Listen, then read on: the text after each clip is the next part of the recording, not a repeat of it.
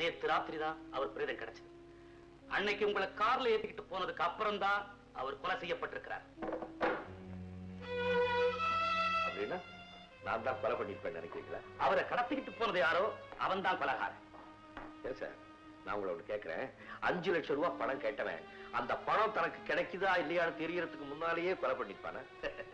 இந்த சந்தேகம் எங்களுக்கும் வந்திருக்காதுன்னு நினைக்கிறீங்களா? சில நேரத்துல சில விஷயங்கள் உங்களுக்கு புரியாது, அதுக்காக ஞாபகப்படுத்தினேன். Thank you very much.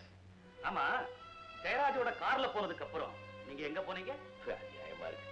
அந்த ஆள் கூட 2 நிமிஷம் கார்ல ஏறினதுக்காக எனக்கு இவ்வளவு பெரிய தண்டனையா? இது தெரிஞ்சிருந்தா பேசாம மழையில நனைஞ்சுக்கிட்டே நான் பஜாருக்கு போயிருந்திருப்பேன். நான் கேட்டதுக்கு பதில் சொல்லுங்க. பஜார் வரைக்கும் போனேன் சார்.